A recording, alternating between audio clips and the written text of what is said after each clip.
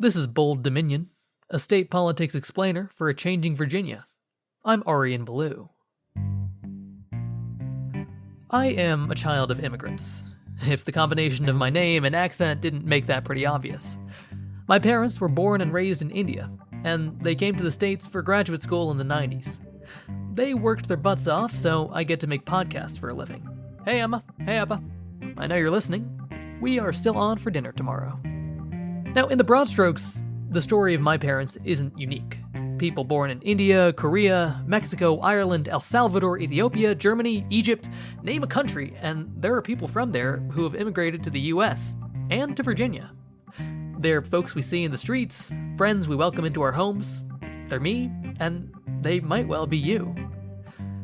Now, nationally, immigration at the southern border is always a really hot topic, but this week I want to talk about the immigrants, both documented and undocumented, who make up the Commonwealth. Some of them came here for the economic opportunity, and others are fleeing from some pretty bad situations back at home. With the Afghan resettlement, people, they ran for their lives, were desperate to get in on a plane, and the next thing they know, they're in Virginia with, no processing time for all of that. That's Harriet Kuhr, Executive Director of the International Rescue Committee in Virginia. In the second half of the show, we'll hear more from her on the difficult process for refugees coming into the state. First, though, I'll bring my conversation with Freddy Mejia. He's Deputy Director of Policy at the Commonwealth Institute. That's a nonprofit that's focused on state-level policies that affect marginalized groups like immigrants in Virginia. He walks us through who immigrants are, where they're from, and how they fit into the larger tapestry of the Old Dominion. I think it's important to kind of first lay out just the groundwork that, immigrants have very different experiences, right? Based on their background, based on their immigration status, as well as their education, their opportunities back from their home countries. But I mean, realistically, immigrants are in every county in Virginia. They are neighbors, our classmates, our coworkers. I think that, in Northern Virginia, there's a very strong Central American, as well as Ethiopian, Eritrean community. In Richmond here, we have a strong Mexican community, and even in Harrisonburg, there's areas of strong immigrant communities that maybe people might not think of when they think of immigrant communities here in Virginia. Immigrants are everywhere in Virginia. They are CEOs, at the other end of the spectrum as low-wage workers. That's kind of the big swath of immigrant life here in Virginia. Could you put some numbers to that? Virginia's population is, 8-9 million folks. How many of those people are immigrants, and where are they? Yeah, so in Virginia, approximately 1.1 million Virginians were born in another country, so they're immigrants. And when thinking about where immigrants come from, El Salvador, which is actually where my background is the largest nation of people from a different country, with 10% of all immigrants in Virginia being from El Salvador. The next largest country is India, with about 9%. That's me. Mexico at 6%, and then Vietnam and China are at around 4.4%. But again, there are just very really immigrants from all points of the world here in Virginia, and a large Central American population, a large Ethiopian and Eritrean population in Northern Virginia, and in every county really in Virginia there are definitely groups of immigrants. So there's obviously sort of a humanitarian aspect to the immigration issue. These are people who live here. We should care about them. But I was wondering if you could talk a little bit about sort of the economic effect of having all these immigrants in the state. What does that look like? So it's very apparent that the immigrant population is very active in our labor force, and they typically have higher participation rates in the labor force compared to their U.S.-born Virginians. And not only that, there's a really just strong sense of entrepreneurial spirit with the immigrant population in Virginia. There was estimates that immigrant entrepreneurs generated about 2.5 billion with a B dollars in business revenue here in Virginia, and that 19% of all Virginia businesses were owned by immigrants in 2019. So almost 1 in 5 Virginia businesses are owned by immigrants. And so, this is a really strong showing that immigrants are not only, part of our workforce and participating in that way, but are creating businesses and creating opportunities here in Virginia. It's interesting to hear you talk about all that. I feel like there can be a narrative that immigrants are taking from the system and not kind of putting into it. But what does it actually look like for when it comes to immigrants and taxation? What are they putting in? Yeah, so immigrants in Virginia, they pay taxes, right? And that's across the board, regardless of status. Undocumented folks also pay taxes, state and local taxes. And here in Virginia, immigrants as a whole pay about $4.1 billion in state and local taxes. That's through owning houses or just paying for groceries. That's how they contribute to taxes. And in fact, many undocumented folks pay taxes on their income through things called ITIN numbers or immigrant tax identification numbers. So many folks are paying into our tax system and are not going to see a dime of that, unfortunately, in terms of Medicare or retirement due to their status. On top of that, immigrant families and immigrants in particular have a huge spending power here in Virginia. They have a $34.3 billion in spending power, and that's being pumped into their local economies through their communities.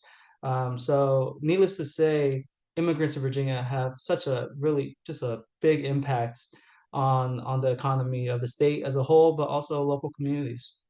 Maybe an odd question, but what would things look like without the presence of these immigrants in the state? What would that change?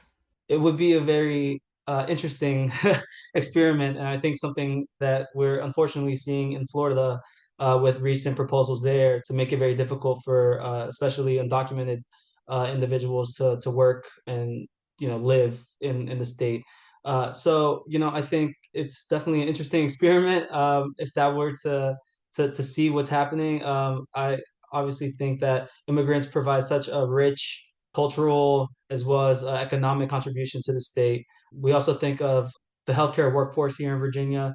We are really hurting for doctors, for nurses, for dentists, mental health professionals, combined with the fact that we do have an aging population. So I think it would really behoove Virginia to be welcoming towards immigrants, both those who have already have those credentials in their home countries, but also some who are maybe younger and are trying to pursue opportunities. And that's why policies like in-state tuition equity to make sure that folks who come to this country and then live in Virginia and have gone to Virginia public schools have the opportunities for higher education without having to pay just extreme numbers as an international student.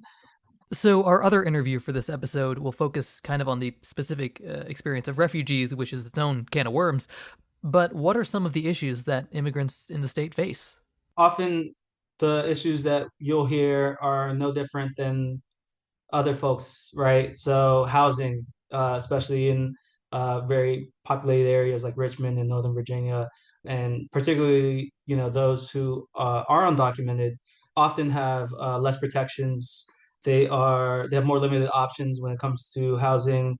They can be subject to price gouging or to lack of protections, like repairs and things of that nature from their landlords due to both just the fear of being found and just not knowing what types of rights they should be entitled to. Another area that the Commonwealth Institute and partners have really been working on is healthcare. We are just coming out of this COVID pandemic, and I think that was very important times to have health coverage. And as folks are, really thinking through the importance of healthcare and the impacts of the pandemic era protections that are ending, there's a group of population here in Virginia that never had access to health coverage during this time, and those are undocumented folks. So, undocumented folks, they can't get Medicaid. They can't buy their coverage on the ACA marketplace. They're often working low wage jobs that aren't going to offer them health coverage through their employment. So I love numbers, so I'm gonna share some numbers here. Here in Virginia, about 5% US born population are uninsured. 8% of naturalized citizens here in Virginia are uninsured. That means people who were born in another country, came here, and are now citizens. 33% of non-citizens in Virginia are uninsured. Those are folks that they include legally residing folks, but also undocumented folks, and everything else in between, right? And then finally, it's estimated that 58% of undocumented people in Virginia do not have health coverage. And so that's a problem. Wow. Yeah. You mentioned before we started taping some work that you guys do that has to do with undocumented children. Could you talk a little bit about that? Yeah, so this is a policy that the Commonwealth Institute and partners we affectionately call Cover All Kids. And it's basically a push for the state to create a health coverage program available to undocumented immigrants, children between 0 to 18 to have health coverage if they come from a low income family. So basically, they would have to meet every other eligibility criteria for Medicaid, but the only thing that's stopping them from enrolling in Medicaid is their immigration status.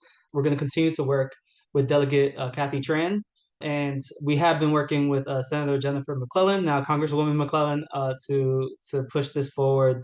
And we've been very excited about the outpouring of support for this policy. It passed the Senate and was included in the Senate budget this past year. Unfortunately, it died in the House during its first committee hearing. But we're continuing to fight for that, and we're hoping that this upcoming year it will remain a priority for health coverage and for healthcare policy here in the state. So, kind of wrapping things up, putting it all together, this is obviously something that you care a lot about.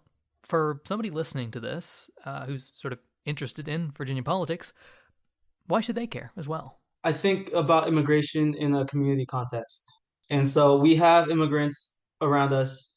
They're here. How could we best integrate this population and provide resources for this population so they can thrive along with us?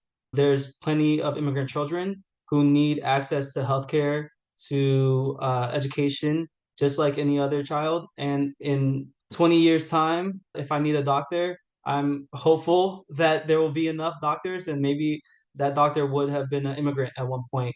So I think it's just really important that we provide the resources and opportunities for our immigrant neighbors, because at the end of the day, we will rely on each other, and the immigrant population just provides so much, and we talked about economic contributions, but cultural contributions as well.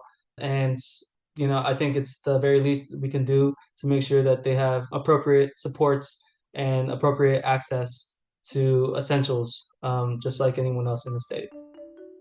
That was Freddy Mejia, Deputy Director of Policy at the Commonwealth Institute. We've got some interesting stats from the Institute that we've linked in the show notes. Now stick around.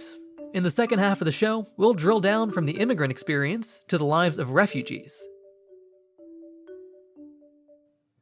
You're listening to Bold Dominion, a state politics explainer for a changing Virginia. Visit us online at bolddominion.org. You can always find us on Apple Podcasts, Spotify, or wherever fine podcasts are served up. Go ahead and subscribe. And if you'd like, leave us a nice review while you're there. Bold Dominion is a member of the Virginia Audio Collective. That's online at virginiaaudio.org. Check out all the podcasts from the collective. From science to history to music to community affairs, we amplify the voices of people in our community and help them tell stories that matter. You can listen and subscribe at virginiaaudio.org.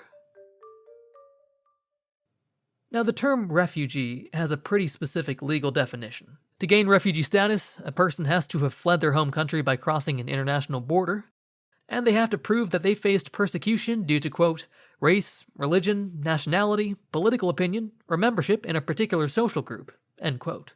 They can only gain legal refugee status after meeting both of those criteria. And that's just the beginning. Refugees then face the State Department's vetting process just to get a chance to come to the U.S. Once they've made it, there are 6 refugee resettlement agencies across Virginia. They help people from Harrisonburg to Newport News.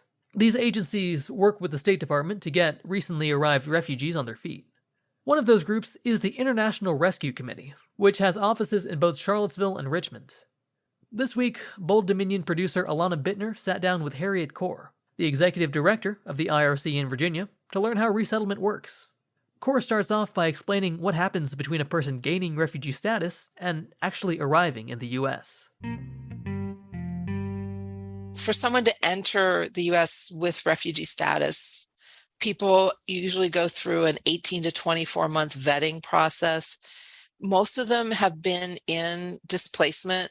The average time of displacement is like 17 years. They've often been displaced for a very long time. It could even be like a full generation before they get the opportunity to apply to come to like a third country.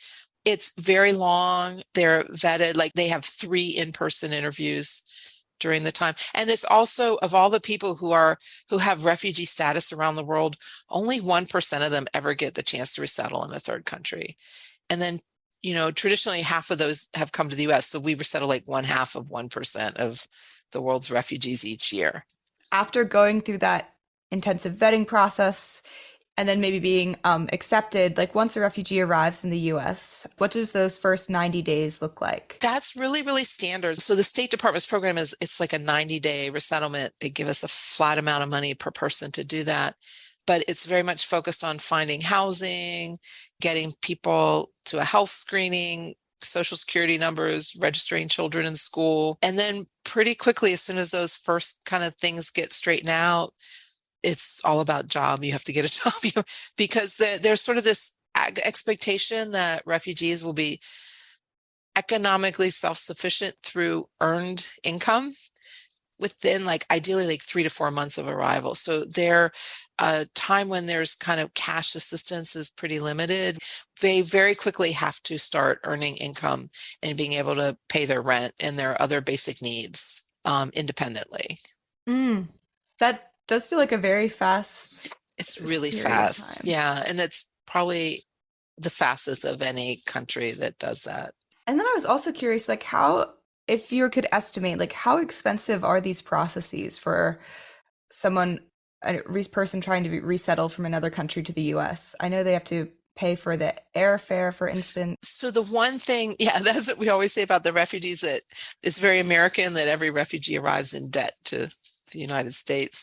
But technically they, it's not even technically, it's really, they are loaned the cost of their airfare to get to the US.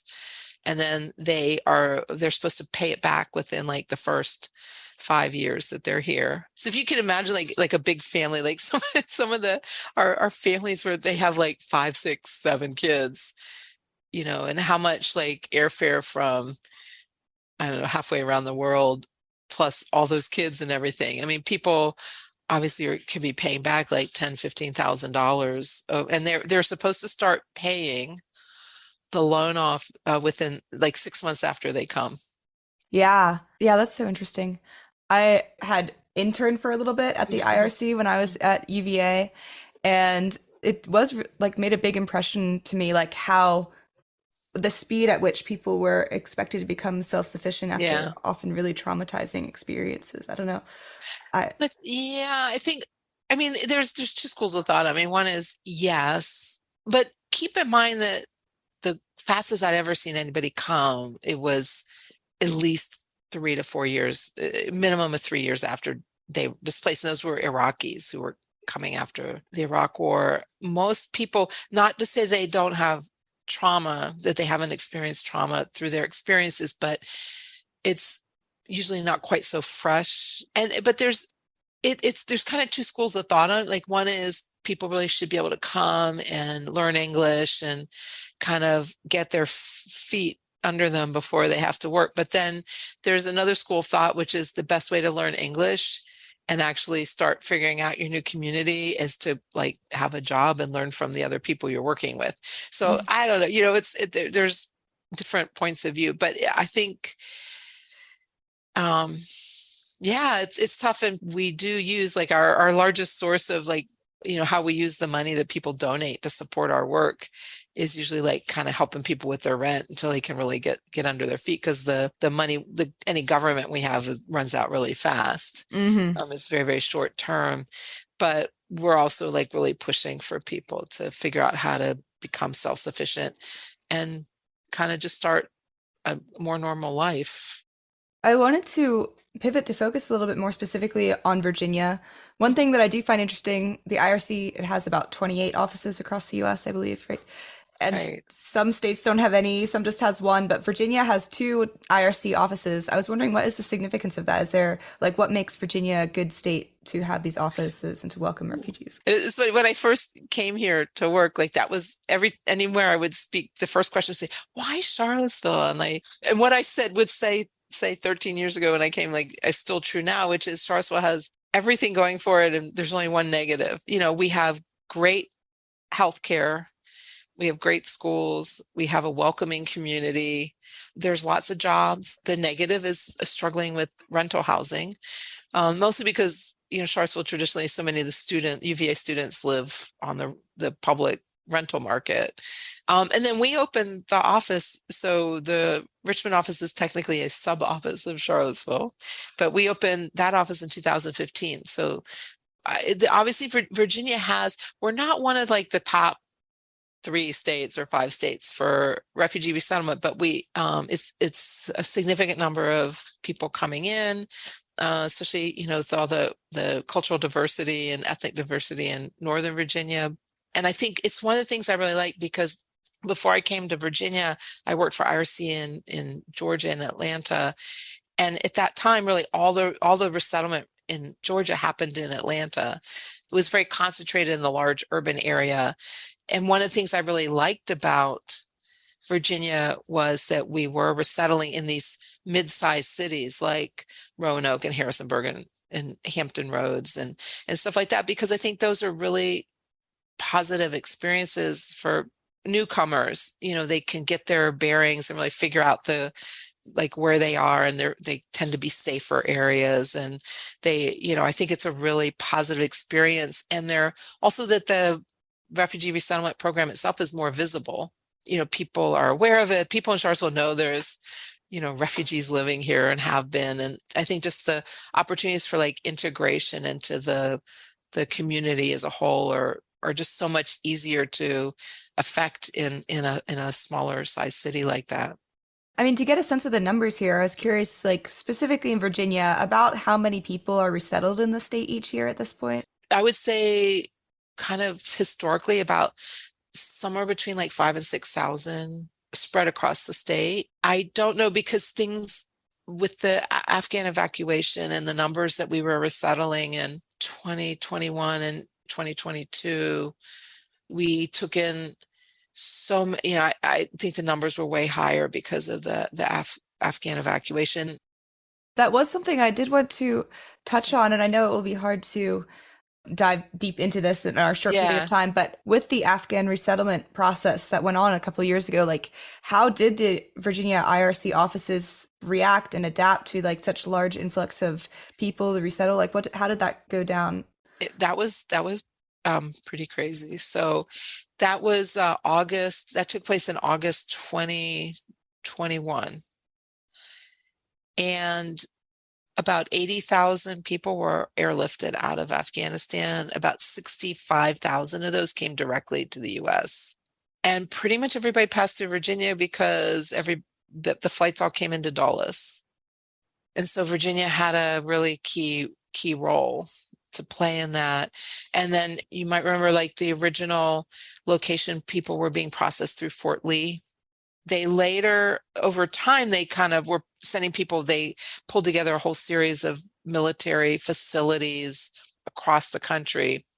They were kind of all over the place, but they were still entering through Dulles. I think they were kind of processing people and then moving them on to other locations. And that was a huge operation. And IRC, actually, we were one of two national networks that stood up to actually work on the bases. So our local office responded immediately, because we sent a bunch of our staff members down to work with the very first groups at Fort Lee, because it was like a week's notice. It was like, we need like 100 volunteers down here at Fort Lee, like on Wednesday. It was kind of like that. And we also helped hire a lot and onboard a lot of interpreters, like Dari and Pashto interpreters, to work on the bases, and kind of got involved like that. And we just had a lot of staff we deployed for like 2 or 3 weeks to go help out. I mean, just Charlottesville, we resettled like 335 Afghan evacuees, in addition to refugees. So that year, which was, well, last year was 2022, we were settled in Charlottesville like over 500 people in 1 year. And, keeping in mind, like Charlottesville's what, 120,000 people. It was quite a lot, and it was really daunting. And it was extremely difficult also because one of the things I realized is, like, I think a lot of people commonly, like, they think refugee resettlement is like an emergency program, but it isn't. It's actually it's called a planned arrival. It's people have been out there, they're processing for years. It's all very well planned. We know when they're coming. It's a very scheduled program. And then we were not equipped to handle emergency in huge numbers. We didn't really have a way. And people were coming, like we would get a call saying, we put some people on the van at Fort Lee. They'll be there in an hour. Go pick them up. I would get these calls like on Saturday. Nobody's answering their phone and they're halfway there already. Go get them. And, we had, of course, didn't know who these people, where they were, so that kind of operation, which I think if you talk to people like a FEMA or an agency where they have protocols for that, or the Red Cross, it was really new for us. The one comment I was going to add was, we had just talked about trauma, but when we talk about people with very, very fresh trauma, that was the other part with the Afghan resettlement, because people, like, they ran for their lives, were desperate to get in on a plane, and the next thing they know, they're in Virginia with like no processing time for all of that.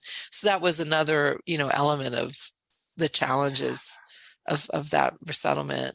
Wow, yeah, that's so intense. Yeah, I know, like, of course, living in Charlottesville and knowing that we were like, I feel like there's a big movement in like getting ready to welcome these new people here, but Yeah. I feel like I also didn't realize how much of a big role Virginia played in that whole process. Well, there's, the Afghan community in Northern Virginia is huge. It's enormous. It always has been, because so many of the Afghans that worked with the American government or the American military all had friends, and they just really gravitated to the DC area. And outside of DC, both Charlottesville and Richmond, we've just historically always had a lot of Afghans, and they came where they had friends, right? People gravitated to where they had relatives or friends, or they knew people. And so it's interesting. We already had a significant Afghan community. We have a much larger Afghan community now. My final question I had is, it does seem like kind of important to mention, is kind of like touching on refugees' impact on the Virginia economy. But I feel like I want to preface this in a way that sometimes this question can rub me the wrong way, because it feels like this emphasis constantly on refugees' impact on the economy can sometimes sound as though that's like the only justification for. There's actually a lot of good information out there. Like this idea that immigrants drag down the economy is like, there's actually, you can't prove it in any data. In fact, like, immigrants often spur economic growth, because since it's so much harder for them to get into traditional occupations, they tend to be small business owners and entrepreneurs and things like that. I mean, in Charlottesville specifically, there's a lot of very entry-level positions, like in hotels and restaurants and tourism industry, and other things too, in like UVA, and we have a lot of people who work at the hospital and things like that. There's a lot of positions that they would struggle to fill, and then there's also, like, during the last administration, there was this, they tried to actually like prove that, refugees are a drag on the economy. And they actually I think it was HHS, somebody that crunched all the numbers and showed that, something like within 5 years of arrival, most refugees have paid back the costs of their bringing them here. And within 10 years, they're positively, they're paying taxes above and beyond, within a period of time, they're net contributors to the economy. And of course, the other thing is, we have an aging population and we need more young workers. And this is one source of young workers. and young families coming in, or bringing younger people into the economy that are going to support all the rest of us as we age out of the labor force. But it's a really interesting question, like, which is the lead indicator? That was Harriet Kuhr, Executive Director of the IRC in Virginia. Thanks to her and Freddy Mejia for speaking with us today. My name is Arian Ballou, and I'm the host of Bold Dominion. Our producer this week is the inimitable Alana Bittner. Find us online at bolddominion.org, and don't forget to subscribe. It's just a click away. See you next time.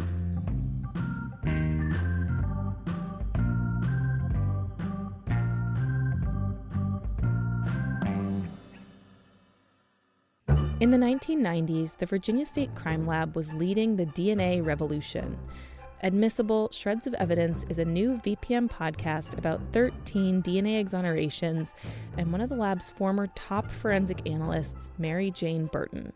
She was celebrated as a hero for saving the evidence that cleared these men, but the truth of what was going on is much more complicated.